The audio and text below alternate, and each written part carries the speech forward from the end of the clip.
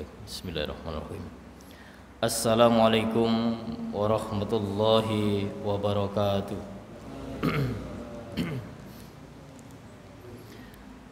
Alhamdulillah. Alhamdulillahilladzi anzala sakinata fi qulubil mu'minin liyazdadu imanahum ma'a imanihim. Asyhadu an la ilaha illallah wahdahu la syarika lah wa asyhadu anna Muhammadan abduhu wa rasuluh. Allahumma salli wa sallim ala nabiyyina Muhammadin wa ala alihi wa sahbihi ajma'in, amma ba'du. Ayyuhal khadirun wal khadirat, jamaah salat subuh yang dimuliakan Allah, bersyukur atas nikmat yang Allah anugerahkan kepada kita. Saat ini kita bisa berkenan hadir, telah menunaikan ibadah salat subuh dengan berjamaah, sembari kita pun juga tengah menunaikan ibadah shaum di bulan Ramadan yang mulia ini. Mudah-mudahan segala aktivitas ibadah yang kita bisa menunaikannya dengan sepenuh hati, dengan ikhlas, hanya mengharapkan ridhonya, menjadikan catatan termulia di hadapan Allah Subhanahu wa ta'ala. Amin. Salawat dan salam semoga tetap terlimpah kepada junjungannya, Rasulnya Muhammad sallallahu alaihi wasallam. Bapak Ibu jamaah yang dimuliakan Allah, pada kelanjutan hadis kitab Lu'lu' wal Marjan, pada pagi ini kita akan bahas hadis ke-166 yang juga nanti akan berlanjut hadis ke-167, walau dengan bab yang berbeda, karena satu bab dari hadis ke-166 cuma satu hadis. Baik, babu najasatid dam wa kaifiyati huslihi.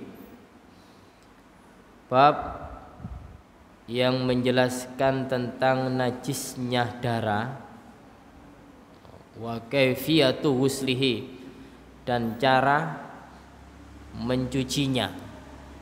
Cara mencucinya. Hadis 166. Hadisu Asma radhiyallahu anha qalat, ja'at imra'atun nabiyya sallallahu alaihi wasallam faqalat, ara'aita ikhdana takhidu fi thawb kaifa tasna'u? Qal takhuttuhu summa taqrusuhu bil ma' wa tandakhuhu summa tusalli fi. Akhrajahul Bukhari. Bab yang menjelaskan tentang najisnya darah dan tata cara membersihkannya atau mensucikannya. Berkenaan dengan bab ini perihal tentang najisnya darah, namun dicontohkan hadisnya berkenaan dengan darah haid. Ketika kita melihat tentang tema ataupun judul, maka darah apapun adalah najis. Darah apapun najis. Namun yang kita jumpai di hadis, terutama pada hadis ini, disebutkan berkenaan dengan darah haid. Sehingga inilah nanti yang menjadikan permasalahan tentang darah yang najis. Berkenaan dengan judul yang bersifat umum, maka berbicara tentang darah yang mengalir, darah yang mengalir, yang keluar pada tubuh seseorang. Mungkin habis jatuh, terluka, darahnya mengalir. Atau hewan yang kita sembelih darahnya mengalir. Maka termasuk dari permasalahan ini, termasuk dari permasalahan yang umum. Namun apakah dari judul yang berkenaan dengan segala macam darah itu najis?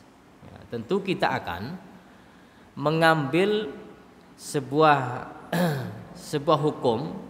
Ketika hukum itu dilandasi dengan dalil yang ada tentang najisnya, maka kita akan mengasisi dan juga mengikuti tentang najisnya darah.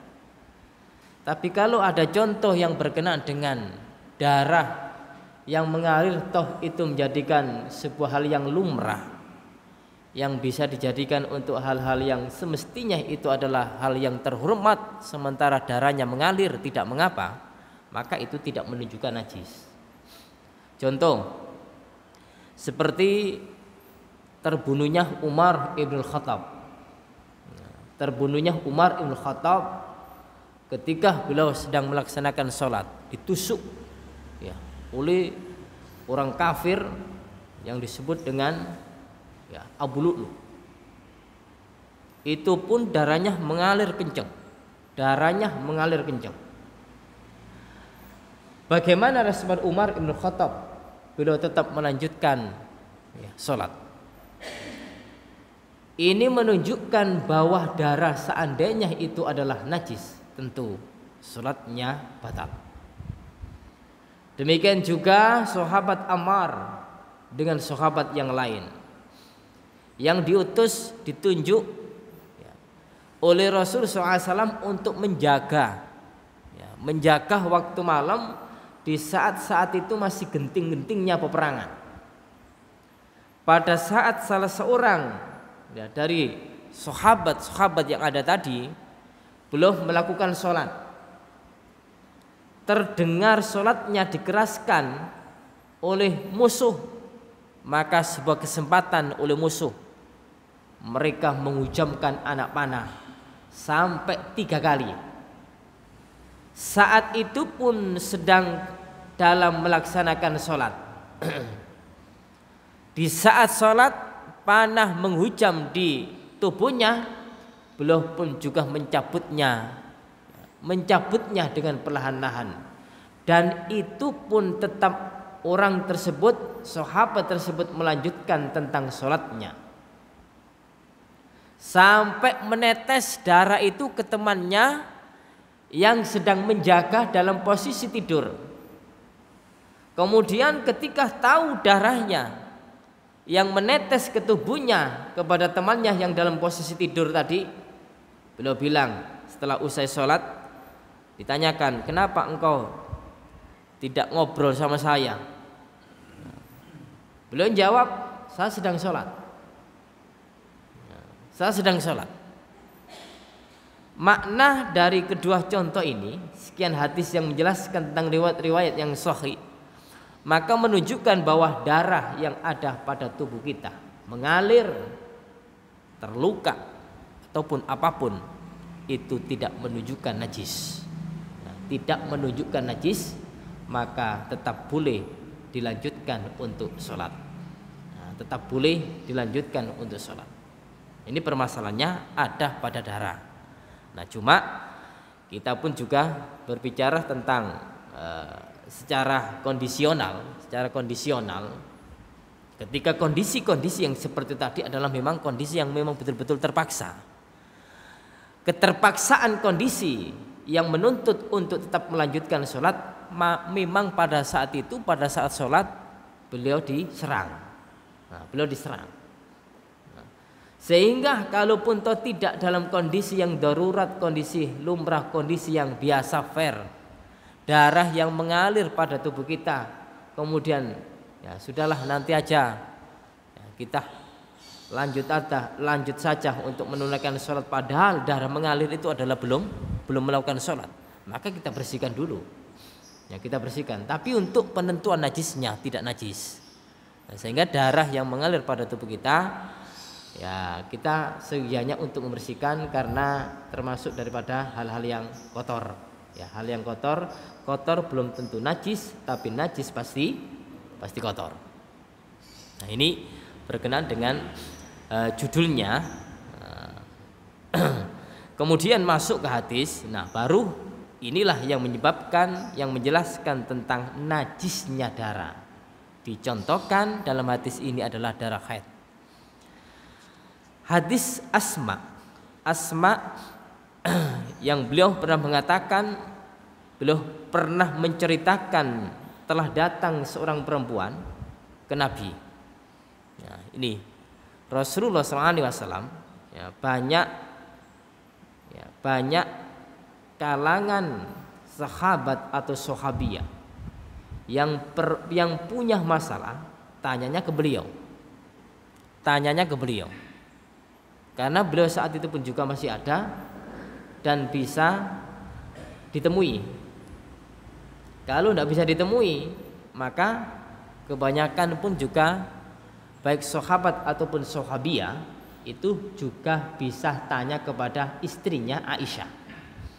Karena Aisyah pun juga, beliau juga ahli fikih, dan perkara apapun, ya, sahabat telah menemui sebuah kesulitan ketika tidak berjumpa dengan Rasulullah, tanyanya ke Aisyah, dan Aisyah pun juga memberikan sebuah jawaban yang lugas, bisa memberikan solusi dari permasalahan sahabat yang sahabat itu memilikinya. Seorang perempuan bertanya kepada Nabi SAW. Pertanyaannya gini, ara'aita ihdana tahidu bisawf kaifa tasna? Bagaimanakah menurut pandangan paduka? Bagaimanakah menurut pendapat? Bagaimanakah respon paduka? Ihdana tahidu fi saub. Jika salah seorang kami dari kalangan perempuan haid yang mengena pakaian. Ya, berarti seorang perempuan menanyakan tentang haid yang mengenai baju, mengenai celana, mengenai pakaian yang telah dipakainya, atau menetes ke pakaian yang lain. Bagaimana tasna yang engkau lakukan? Bagaimana yang engkau berbuat jika terjadi yang demikian ini? Ini pertanyaan yang diajukan oleh seorang perempuan kepada Rasulullah. Qala, jawab Rasulullah, tahuttuhu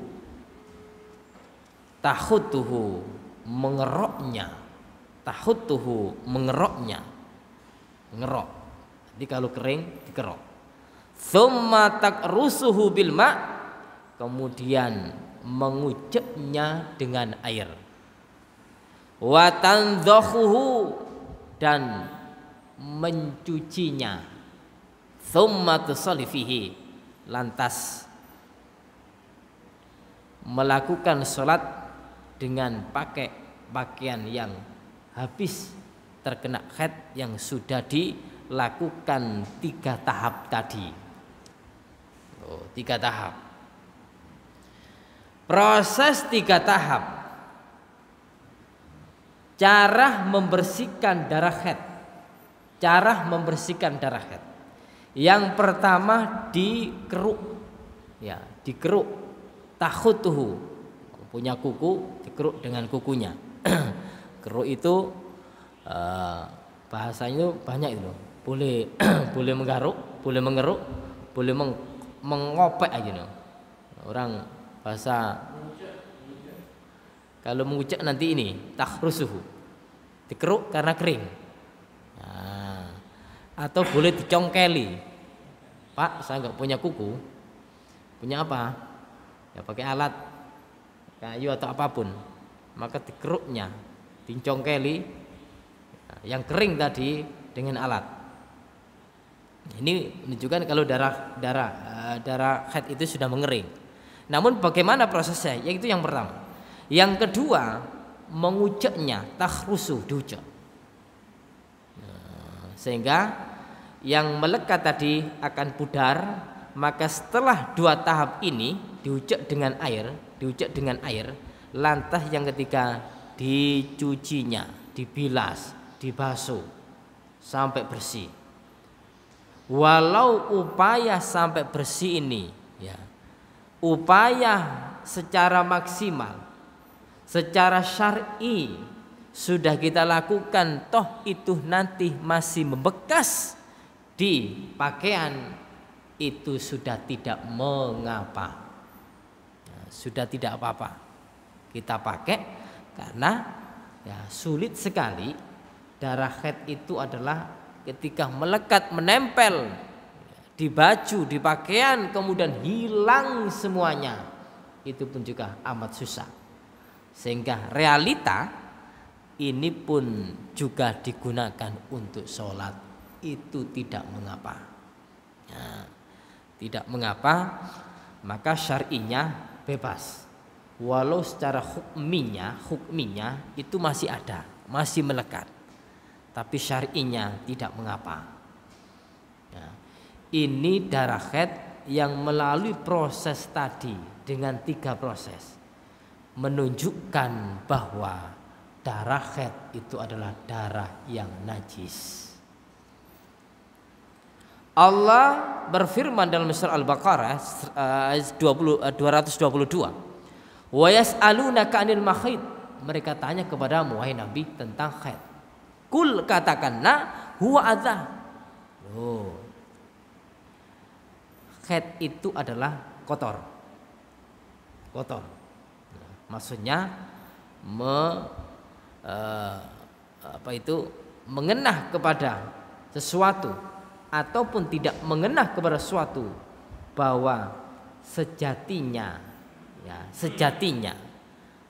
hakikatnya bahwa darah haid itu adalah kotor, yang menunjukkan kenajisannya darah haid. Fa'tazilun nisa fil mahid, maka pisahlah seorang perempuan pada saat haid. Perempuan, seorang istri yang telah haid, yang sedang haid, maka kita tidak boleh untuk mencampurinya. Tidak boleh untuk mencampurinya. Di dalam ajaran Islam sebatas untuk mencampuri, ya, tidak boleh kita lakukan yang sesuatu itu, namun sesuatu yang lain yang tidak di situnya maka bebas.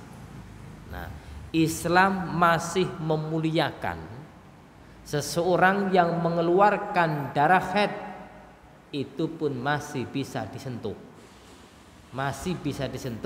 Namun daerah yang terkena haid tadi sudah kita biarkan, kita jauhi, sehingga itu pun ya menunjukkan kenajisannya, dan masih kita perlakukan ya, seorang istri, seorang perempuan dengan cara yang baik-baik. Ini di Islam. Kalau di luar Islam seperti Yahudi, ya, ceritanya itu kalau orang Yahudi sudah sedang haid, ya, zaman Rasulullah itu bukan seperti perempuan ketika Islam datang. Ketika Rasul menyampaikan perihal tentang urusan haid, tapi justru mereka dipisah. Najisnya bukan hanya haidnya saja, tapi seluruh tubuh itu pun tidak boleh disentuh, sehingga mereka dipisah dengan tempat yang lain yang terpisah. Bahasa yang diisolasi, bahasa kerennya diisolasi. Bahasa kampungannya mereka dikandangkan. Dikandangkan. Ya koyok hewan ngoten. Ya, hewan sudah dipisah, tidak boleh disentuh sama sekali. Tapi untuk perkembangan untuk zaman-zaman saat ini wallahu alam. Tapi zaman Rasulullah seperti itu, dipisah, sehingga betul-betul kasihan. Maka datangnya Islam, perempuan tetap dimuliakan, tapi untuk penjelasan haid, ya, darah yang najis tadi itu jangan diapa-apakan. Ini tentang hadis ke 166 ya, 166 yang menunjukkan tentang contoh ya, yang memang najis itu adalah darah haid. Adapun darah yang mengalir selain haid itu tidak menunjukkan najis tapi sebatas kotor. Bisa diterima? Hadis ke 166. Baik, selanjutnya hadis ke 167. Babud dalil ala najasatil baul wa wujubil istibra'i min. Bab yang menjelaskan tentang dalil atas najisnya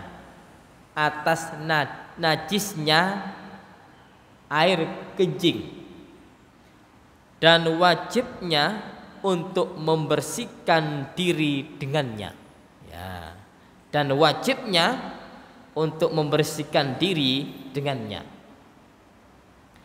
Hadis Ibnu Abbas radhiyallahu anhu qala marran Nabi sallallahu alaihi wasallam bi qabraini faqala. Dari hadis Ibnu Abbas radhiyallahu anhu ia berkata, Nabi sallallahu alaihi wasallam pernah melewati 2 kuburan. Faqala, maka beliau mengatakan, innahuma la yu'adziban. Innahuma la yu'adzaban. Sesungguhnya kedua kuburan itu, maksudnya penghuni 2 kuburan itu sedang tersiksa. Wa ma yu'adzabani fi kabirin, dan tidaklah keduanya tersiksa itu dengan sebab yang besar, dengan sebab yang besar. Amma khaduhuma fakana la yastabri'u minal baul. Adapun salah satu dari keduanya itu tidak membersihkan dari pipis, tidak membersihkan dari pipis setelah orang itu pipis. Wa amal akhar fakana yamsi bin namimah. Adapun yang satunya itu biasa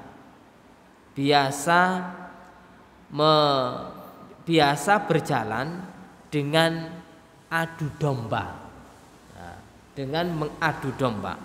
Summa khoda jaridatan rodbatan fasyaqqaha nisfaihi. Kemudian Rasulullah mengambil pelepah kurma yang masih basah, beliau belah pelepah kurma tadi menjadi 2. Fagharaza fi kulli qabrin wahidatin, maka beliau menancapkan dari masing-masing kuburan tersebut. Nah, dari masing-masing kuburan tersebut, yaitu 2 kubur itu. Qalu, sahabat yang diajak jalan-jalan ya, keluar untuk jalan-jalan itu menanyakan kepada Rasul, ya Rasulullah, wahai Rasul Allah, lima fa'alta hadza, untuk apa engkau lakukan ini? Untuk apa engkau lakukan ini? Qala, jawab Nabi, la'allahu yukhaffafu anhuma malam yaibasa. Semoga keduanya diringankan. Semoga keduanya diringankan selama pelepah kurma itu masih basah ya, atau selama belum kering. Selama masih basah diringankan azabnya di kuburan itu, atau belum sampai kering pelepah kurma itu. Hadis riwayat Imam Bukhari ya. Baik. Jamaah yang dimuliakan Allah Subhanahu wa taala, Rasul ya, keluar bersama para sahabat. Ini ternyata keluarnya wilayah Madinah. Hadis ini muncul berada di wilayah Madinah. Keluar bersama sahabat ya, walau nanti pada satu hadis dikatakan ragu perawinya, antara Madinah atau Mekah. Sebab dalam satu hadis yang diriwayatkan oleh Imam Bukhari disebutkan marran Nabi sallallahu alaihi wasallam bi khaitin min khitanil Madinah au Mekah. Rawal Bukhari. Nabi sallallahu alaihi wasallam keluar melewati dinding dari sekian dinding yang ada di daerah Madinah atau Mekah. Daerah Madinah atau Mekah. Ini kan meragukan perawi yang membawa hadis ini yang jelas itu Madinah ataukah Mekah? Ataukah dua-duanya? Nah, ini muhtamilnya, ihtimalnya antara pemaknaan Madinah ataukah Madinah, ataukah Mekah. Ternyata dijelaskan pada hadis yang berikutnya, kharajan Nabi sallallahu alaihi wasallam mim ba'di khitanil Madinah. Oh, baru ini. Nabi keluar di sebagian dinding yang ada di Madinah, yang ada di Madinah. Nah, baru jelas. Sama-sama riwayat itu adalah Bukhari. Kadang seperti itu. Riwayat itu menemukan hadis, ya, perawi menemukan hadis rancu. Kemudian dijelaskan hadis berikutnya memberikan sebuah kejelasan yang sudah spesifik. Maka hadis yang antara Madinah dan Mekah ternyata ditunjukkan secara jelas bahwa hadis berikutnya yang juga sama-sama Imam Bukhari menjelaskan justru di Madinah. Apa yang Rasulullah SAW simak? Fasami'a sauta insanaini. Beliau sendiri, padahal dengan para sahabat, beliau sendiri mendengar suara dua manusia. Mendengar suara dua manusia yu'adzabani fi kuburihima, sedang tersiksa di dalam kubur keduanya. Hadis riwayat Imam Bukhari. Tuh. Ini menunjukkan bahwa ada yang disebut dengan azab kubur, atau redaksi yang lain fitnah kubur. Nah, banyak kan redaksi-redaksi hadis-hadis yang menunjukkan. Di antaranya ketika kita sholat mau salam, itu kan redaksinya min fitnatil Allahumma inni a'udzubika min adzabi jahannam wa min adzabil qabri. Oh, wa min adzabil qabri. Satu azab. Ya, azab. Kemudian ada juga tentang fitnah. Nah, fitnah seperti hadis min fitnatil qabri. Wonten nggih? Ma min muslimin yamutu lailatal jum'ah yamutu yaumul jum'ah aw lailatal jum'ah faqad aqqa min adzabi, ya, faqad aqqa min adzabil qabri aw faqad aqqa min fitnatil qabr. Nah, maknanya bahwa dua makna, dua redaksi, kadang azab, kadang fitnah, itu pun juga berkenaan dengan siksaan yang ada dalam kuburan. Namun siksaan ini tidak sama dengan siksaan yang ada di akhirat nanti. Ya, di akhirat nanti.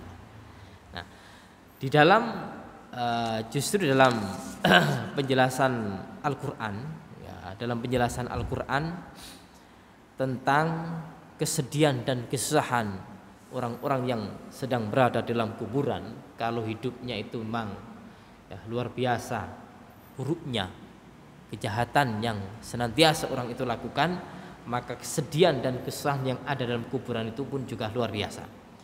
Seperti sudah nyata, kalau orang-orang kafir pun juga yang jelas bahwa orang-orang kafir dalam keadaan tersiksa, dalam keadaan susah, betul-betul yang itu ditayangkan oleh Allah bagaimana siksa yang ada di akhirat nanti, yang kelak nanti akan dimasukinya. Seperti dalam surat Al-Ghafir, surah Al-Ghafir ayat 46. A'udzubillahi minasyaitonirrajim. An-nar yu'raduna 'alaiha. An-nar yu'raduna 'alaiha. Neraka, api neraka itu ditampakkan, ya, ditampakkan di dalam kubur itu wuduwan wa asyian. di waktu pagi ataupun waktu sore. Wa yauma taqumus sa'a, dan kelak nanti pada hari kiamat bangkitnya ya hari yang baru yaitu hari kiamat. Udkhulu ala fir'aun asyadul adzab, masuklah keluarga Fir'aun ya, sebagai tempat yang dahsyat, yang sedahsyat-dahsyatnya azab. Nah, ini penampakan neraka, begitu sedihnya, begitu susahnya, walau neraka itu nanti cukup akan diberikan oleh Allah siksaan itu di akhirat. Ini surat Al-Ghafir. Kemudian dalam surat As-Sajdah ayat 21, walanudziqannahum minal adzabil adna dunal adzabil akbar la'allahum yurja'un. Ini. Dan sungguh aku rasakan kepada mereka azab yang paling adna, yang paling rendah. Loh, yang paling rendah. Dunal azabil akbar, bukan azab yang paling besar, bukan azab yang besar. La'allahum yurja'un, agar mereka itu kembali. Ayat ini menunjukkan peringatan keras bahwa nanti kelak di kuburan itu betul-betul merasakan sebuah siksaan, walau tidak siksaan seperti ini di akhirat. Nah, kemudian pada ayat yang lain, pada surat Taubah 101, sanu'adzibahum marrataini summa yuradduna ila adzabin adzim. Kami akan menyiksa mereka 2 kali, summa yuradduna ila adzabin adzim, kemudian kami kembalikan ke azab yang paling besar. Ya, 2 kali di kuburan dan di akhirat, 2 kali. Cuma pada detik terakhir yang terus orang itu berada di situ ketika tidak mampu mengangkat kebaikannya, taruhlah orang kafir, maka mereka tersiksa di kuburan dan juga tersiksa di akhirat. Nah, Ibnu Qayyim menjelaskan dari ayat-ayat ini dan juga hadis-hadis yang ada, beliau berkomentar, ahadisu azabil qabri wa masa'alati mungkarin wa nakirin katsiratun mutawatiratun anin Nabi sallallahu alaihi wasallam.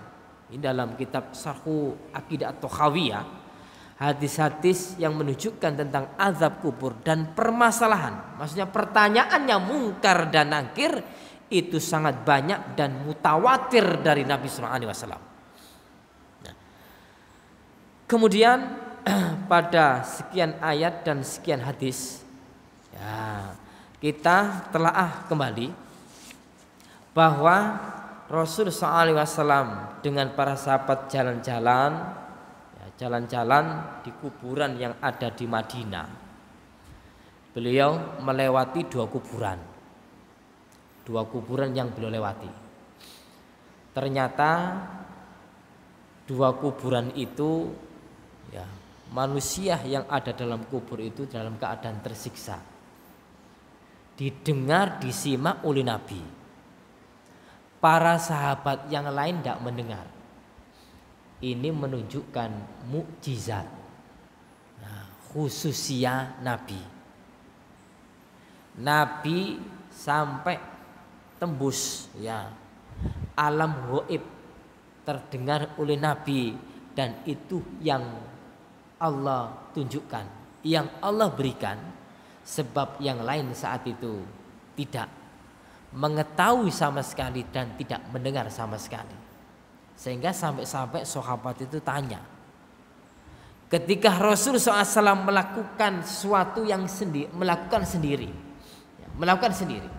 beliau mengambil pelepah kurma yang masih basah, kemudian dipecah, ya, dibelah jadi 2. Yang satu ditancapkan ke kuburan satu, yang kedua ditancapkan kuburan yang kedua. Maunya apa? Rasul itu merasa belas kasihan. Seorang Rasulullah, seorang tauladan, seorang pemimpin, ketika menyampaikan ke umatnya dan umat tidak meresponnya, tidak menurutinya, maka akibat seperti ini akibatnya. Rasul pun masih tidak tega dalam hatinya kalau umatnya itu merasa tersiksa, sehingga pertolongan dan syafaat beliau saat itu pun juga terbatas. Namun paling tidak bisa meringankan. Pelepah kurma diambil, ditancapkan di situ. Dengan tertancapnya pelepah kurma ini akan meringankan azab kubur terhadap diri orang yang ada dalam kuburan itu selama belum kering. Maknanya bahwa pelepah kurma yang basah meringankan azab kubur. Nah, sampai berapa lama kekuatan basahnya pelepah kurma itu? Nah, kita tidak ngecek sampai berapa hari kah? Nah, kita tidak tahu. Ya, tapi kalau untuk nguji, ya ambil pelepah kurma, ditaruh sampai berapa hari kah kekuatan masih basah itu. Di sini hadis tidak dijelaskan keringnya sekian hari. Tapi bahasanya selama belum kering maka orang yang terazab tersiksa dalam kuburan itu ringan, enteng. Nah, inilah hadis Bapak jamaah semuanya yang juga dipakai untuk menjadi dalil di orang yang dimakamkan dikasih apa? Dalam kuburan loh. Dipun paringi napa? Dipun paringi kembang. Wonten malih saklintune kembang napa? Air kendil. Ya, payung. Macam-macam. Ya, macam-macam. Maunya. Nah, selama kembang itu belum kering bisa ringan siksanya. Kendil yang diisi air, kita tanya kepada orang-orang awam, Pak buat apa toh? Engko bek menawa arek cilik nek ngelak iso ngombe. Ini kan jauh gitu loh. Jauh, akal aja nggak nangkap itu.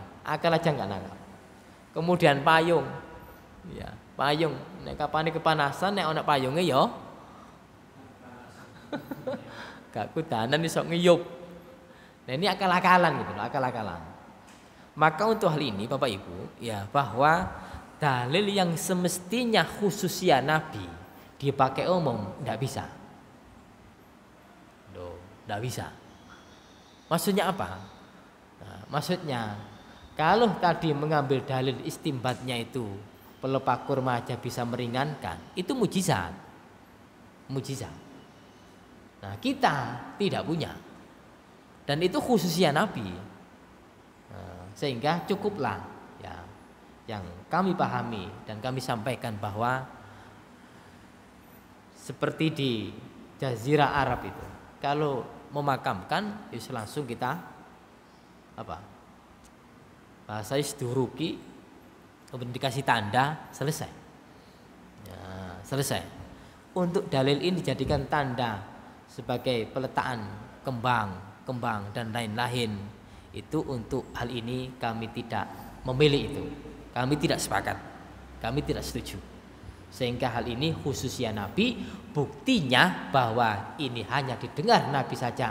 Para sahabat orang yang mulia, orang yang paling terbaik masanya. Kita jauh dengan para sahabat, itu pun tidak mampu menembus apa yang didengar oleh Rasulullah. Sehingga itu khususnya Nabi ini nanti akan bisa memperingan dari siksa kubur tadi. Untuk yang lain tidak bisa. Nah, sehingga habis memakamkan yes kosongan. Ya, adapun yang memakai ya, kembang-kembang yang begitu banyak, ya urusan mereka. Ya, tidak ada dalil untuk kita tarik, ya secara syar'i kita masukkan sebagai bentuk anjuran, bentuk ibadah, bentuk kesunahan meletakkan kembang, meletakkan air dan lain-lain sebagainya tadi. Jadi habis dimemakamkan, kemudian tanah pun juga dikembalikan lagi, selesai. Dikasih tanda. Tanda itu boleh hanya pas di kepalanya atau di belakangnya. Boleh yang paling urgent itu adalah di kepalanya. Kalaupun toh bawah nanti nggak dikasih juga enggak apa-apa. Toh nanti itu di bawahnya nanti ada kuburan lagi dikasih tanda lagi. Nah, itu syar'inya. Kalaupun toh dipasang dua-duanya juga enggak apa-apa. Satu. Nah, itu enggak apa-apa. Dua, kanan belakang, kaki dan kepala itu enggak apa-apa. Nah, ini berbicara tentang keduanya tersiksa. Apa sebabnya? Sebabnya salah satu dari kedua kuburan itu kalau kencing tidak dibersihkan. Satu, total. Habis kencing langsung selesai. Yang kedua bisa juga habis kencing cara bersihkannya kurang bersih. Ini masih kena. Nah, masih kena. Makanya dalam hadis dikatakan istanzihu minal baul fa inna amata adzabal qabri fi. Hadis riwayat Imam Daruqutni. Bersihkanlah, sucikanlah dari kencing, karena kebanyakan umumnya azab kubur itu dengan sebab kencing yang tidak dibersihkan, atau dengan sebab kencing cara pembersihannya tidak maksimal. Ya, dicik-cik dok, masih bau. Ini berefek nanti kelak di kuburan tersiksa. Bahasa di hadis tadi, wa ma yu'adzabani fi kabirin, dan tidaklah tersiksa itu dengan sebab perkara besar. Maknanya manusia itu menganggap pipis adalah permasalahan sepele. Permasalahan sepele, bukan perkara yang besar. Dianggap oleh manusia perkara yang sepele, namun di hadapan Allah itu adalah besar. Najis yang tidak dibersihkan, permasalahan di hadapan Allah, sehingga menjadi urusan yang besar. Nah, pipis. Kalau sudah terkena permasalahan ini menjadi siksa nanti dalam kuburan, maka kencing menunjukkan najis dan wajib dibersihkan. Wajib dibersihkan. Makanya kalau pipis kita pun juga harus jaga kebersihannya, jangan sampai mengenah kepada tubuh kita atau pakaian kita. Dan kita gunakan untuk sholat, menyebabkan bahwa nilai ibadah kita pun juga akan terkurangi kalau tidak menggunakan pakaian-pakaian yang bersih. Ini penyebab yang pertama. Kencing berefek siksa dalam kuburan kalau tidak dibersihkan. Yang kedua, wa amal akhar fakana yamsi bin namimah. Adapun yang satunya biasa mengumbar, ya, jalan-jalan mengadu domba kepada orang lain.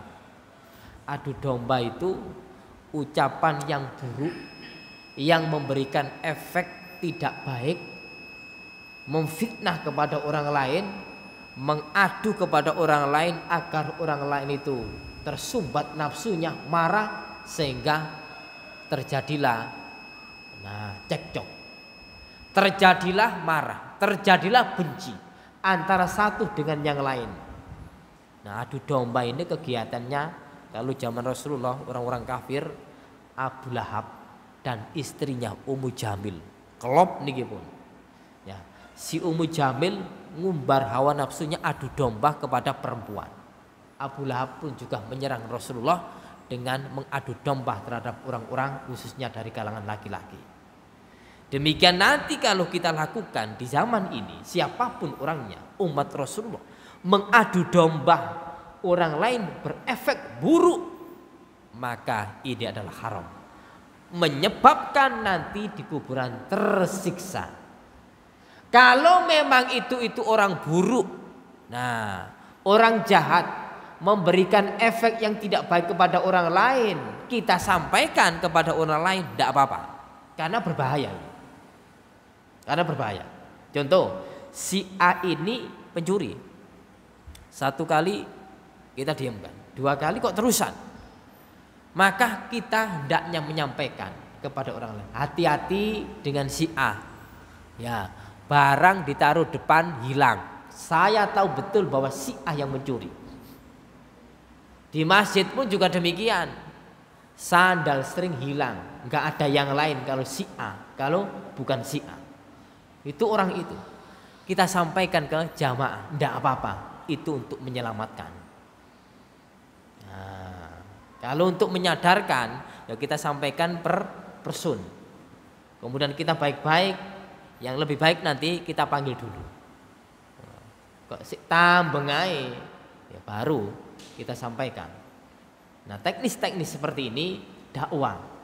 Nah, kalau sudah seringkali kita sampaikan, kita dakwah, kita menyampaikan bahwa mencuri haram, mengambil harta orang lain dilarang, ternyata tetap aja, maka kita berikan kepada yang lain berita-berita itu bukan adu domba, untuk menyelamatkan umat agar umat ini tidak merasa tersakiti, baik barangnya diambil ataupun tidak aman hidupnya. Maka yang demikian ini, Bapak Ibu, 2 hal inilah yang menyebabkan orang itu tersiksa. Ini diantaranya, nanti dijelaskan, karena kencing yang tidak dibersihkan atau dibersihkan kurang maksimal. Yang kedua adu domba, mengadu orang lain agar keleh, mengadu orang lain agar tersakiti. 2 hal inilah yang membahayakan ketika orang itu berada di kuburan. Insya Allah demikian.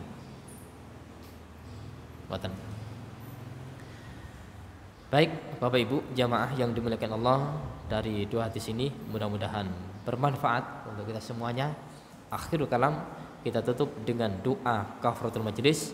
Subhanakallahumma wa bihamdika asyhadu an la ilaha illa anta astaghfiruka wa atubu ilaik. Wassalamualaikum warahmatullahi wabarakatuh.